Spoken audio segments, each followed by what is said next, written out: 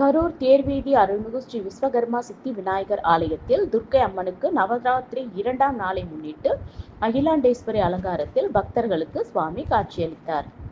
நவராத்திரியை முன்னிட்டு பல்வேறு ஆலயங்களில் சிறப்பு நிகழ்ச்சிகள் நடைபெற்று வரும் நிலையில், கரூர் மாநகராட்சிக்கு உட்பட்ட தேர்வீதி பகுதியில் உள்ள அருள்மிகு ஸ்ரீ விஸ்வகர்மா சித்தி விநாயகர் ஆலயத்தில் வீற்றிருக்கும் விஷ்ணு துர்க்கை அம்மனுக்கு நவராத்திரி 2ஆம் நாளாய் முன்னிட்டு இன்று காலை சிறப்பு அபிஷேகம் நடைபெற்று, அதன் தொடர்ச்சியாக இன்று இரவு சுவாமிக்கு அகிலாண்டேஸ்வரி அம்மன் அலங்காரம் நடைபெற்றது.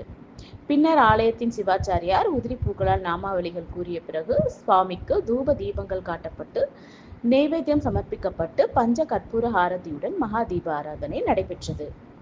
கரூர் தேர்வீதி அருள்மிகு ஸ்ரீ விஸ்வகர்மா சித்தி விநாயகர் ஆலயத்தில் வீற்றிருக்கும் விஷ்ணு துர்க்கை அம்மனுக்கு நடைபெற்ற நவராத்திரி 2ஆம் நாள் சிறப்பு அலங்கார நிகழ்ச்சியை காண ஏராளமான ஆன்மீக பக்தர்கள் ஆலயம் வருகை தந்து சுவாமி தரிசனம் செய்தனர்.